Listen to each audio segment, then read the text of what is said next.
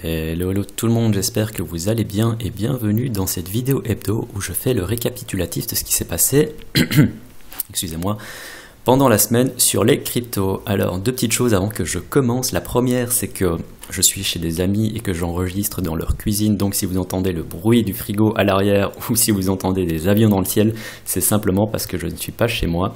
Donc du coup, désolé pour ça, mais je me suis dit que c'était mieux que je fasse une vidéo avec un peu de bruit en fond plutôt que pas de vidéo du tout. Donc ça, c'était la première chose. Et la deuxième chose, c'est que je tenais à répondre à certains commentaires que j'avais eus sur la vidéo de la semaine passée, de personnes qui me disaient « Ouais, mais ce que tu fais, c'est simplement dire le prix du Bitcoin peut monter ou descendre, tout le monde peut faire ça. » Oui, je pense que tout le monde peut faire ça. Je tiens juste à être clair, c'est que moi, je ne fais pas de prédiction de prix. Je ne fais pas de prédiction de prix, je fais simplement, en me basant sur les charts, je vous donne donc des scénarios potentiels de hausse ou de baisse sur le Bitcoin en analysant les supports et les résistances, ainsi que différents indicateurs. Donc c'est tout ce que je fais. Moi je ne vous dis pas d'acheter ou je ne vous dis pas de vendre, je ne vous dis pas le Bitcoin la semaine prochaine sera à tel prix. D'ailleurs, si vous avez des gens qui vous disent « Ah, la semaine prochaine le Bitcoin sera à tel prix », eh ben, donnez-moi soit leur adresse de contact, mais il y a de fortes chances que ce soit tout simplement des menteurs, parce que personne ne peut prédire l'avenir. Donc ça, c'était simplement une chose que je tenais à mettre au clair.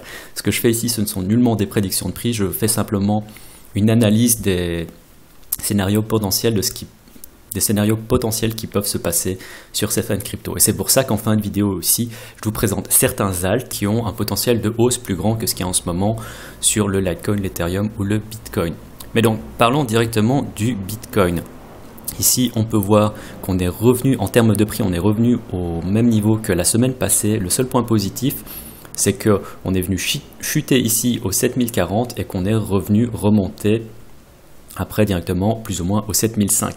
Donc ce genre de chandelle qui englobe la précédente, eh ben, c'est véritablement très positif et ça tendrait à confirmer cette formation de triangle asymétrique. Cette formation de triangle symétrique, pardon. Après, rien n'est dit, c'est pas impossible qu'on vienne encore chuter plus bas et qu'on vienne confirmer du coup cette figure de triangle descendant. Mais pour le moment, je dirais que ce n'est pas dans les cartes. Donc à voir comment est-ce que ça va se passer. Moi, je dirais qu'ici, on a connu un bon lot. Ça, c'était simplement pour ce qui est des points positifs. Alors, en ce qui concerne les points négatifs, c'est simplement qu'on n'a pas énormément de volume. Ici, on a une énorme chandelle de volume sur le 1 heure. Mais en dehors de ça, l'action des prix est véritablement très très faible. Et on attend toujours une cassure des 7006 qui pourrait éventuellement nous amener vers les 8000. En termes de prix, maintenant, ce qu'il faut attendre, c'est simplement la cassure de ces 7006. En espérant que ça arrive. Et on verra bien ça dans les prochains jours. Sous quoi un retour aux 7000 n'est toujours pas improbable. En ce moment, on est au sein d'un range qu'on pourrait dessiner comme ça. Donc, sur le Bitcoin, c'est tout ce que j'avais à dire. Les niveaux de support et de résistance sont toujours les mêmes que la semaine passée, 7006 et 7000 à 7006. Parlons de l'Ethereum. Ethereum, la semaine passée, je vous avais parlé du fait que il y avait des signaux mixtes. On peut voir ici qu'on est venu casser ce triangle, on est venu chuter et qu'on est encore dans une configuration mi-figue mi-raisin, dans le sens où si on regarde sur le daily, on est venu chuter aussi, c'est comme sur le Bitcoin, et on est revenu au niveau des prix de la semaine passée. Et pour qu'il y ait, on va dire, de l'action positive sur l'Ethereum, il faudrait qu'on casse ici la zone des 580, voire des 600. Parce que si on ne casse pas les 600, eh ben c'est certain qu'on n'y arrivera pas à aller plus haut. Donc, sur l'Ethereum, moi je pense qu'il y a ici une zone de résistance, tout simplement. Oups. Et que si on n'arrive pas à passer au-dessus, c'est pas improbable qu'on vienne à nouveau redescendre vers les 500, mettons pour être un peu plus large, 510 $. Cette formation ici chute, remontée, mais on n'arrive pas à casser donc cette zone de résistance pour le moment. Et on peut voir que contre le Bitcoin, c'est la même chose. On est pile poil sur cette zone de résistance et je ne pense pas, on n'a pas véritablement une très très grosse force sur l'Ethereum et je ne pense pas qu'on vienne remonter. Donc une rechute à ces niveaux-ci n'est pas à exclure. En ce qui concerne le Litecoin, alors je vous fais les choses de manière assez succincte. Le Litecoin, on peut voir la même chose que sur le Bitcoin. Pour monter plus haut, sur le Litecoin, il faudrait qu'on arrive à monter au-dessus des 125 véritablement. Contre le Bitcoin, on peut voir aussi cette trend qui descend, et tant qu'on n'arrive pas à casser, on est au sein de ce range, mais on est sur le bas du range, et ça sent pas bon pour le Litecoin. En toute vraisemblance, on devrait venir chercher à nouveau très certainement ce support ici, cette zone de support. Donc grosse méfiance sur le Litecoin. En dehors de ça, eh ben, parmi les opportunités à regarder, il y a BNB, encore et toujours le BNB. On peut voir cette pattern ici, donc ce mouvement ascendant qu'il y a. On pourrait ici voir une espèce de tasse avec une seconde once, mais je préférais me concentrer là-dessus. Donc sur cette tasse et once-ci, on peut voir que les prix depuis 2 jours sont en train de se stabiliser. En fait, si je regarde sur le 4 heures, pour moi la cassure, elle a déjà eu lieu. La cassure, elle a déjà eu lieu ici, tout simplement. Comme ça. Et on peut voir qu'en ce moment, eh ben, on tient très très bien les niveaux. Ça fait déjà 2 jours qu'on est en train de consolider. Donc Binance, très très bon. Et on devrait très prochainement, je pense, aller vers des nouveaux plus hauts. ONT, je vous en avais pas parlé la semaine passée. Alors on a connu, je vous avais dit que sur le daily, on pouvait véritablement voir cette énorme montée, cette consolidation avec très peu de volume, donc très positif.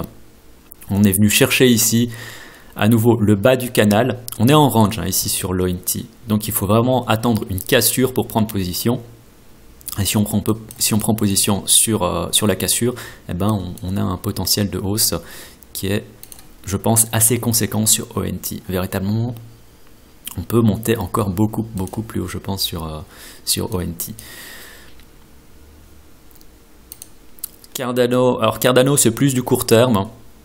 C'est véritablement plus sur une échelle de temps très très courte. Ici, on a une cassure, on est au sein de ce range et il faut regarder si on arrive à casser ce range.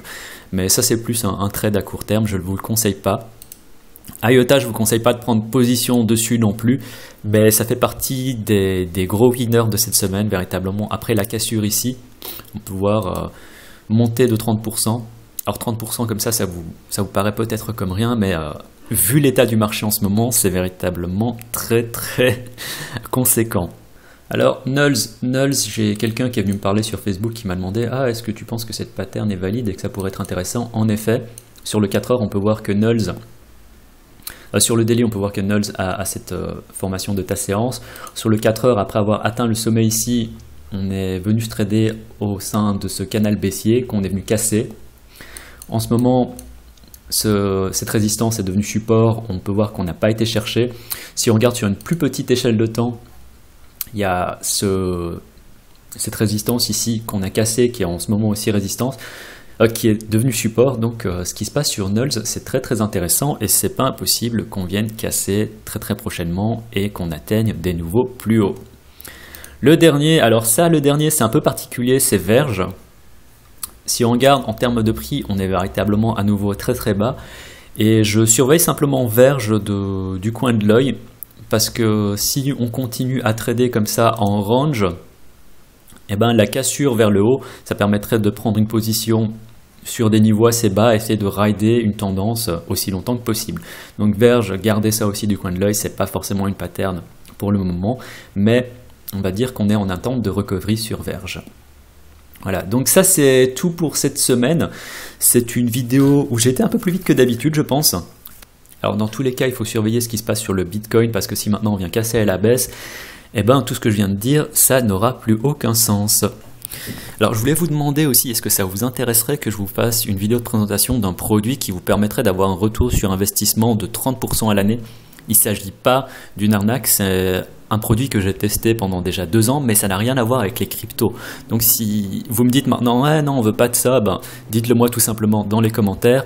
Et si ça vous intéresse, eh ben, je vous ferai peut-être une vidéo de présentation. Pour moi, ce serait un moyen de diversifier la chaîne tout en faisant de l'affiliation, parce qu'il s'agirait pour moi de gagner de l'argent via l'affiliation, il faut que je sois honnête.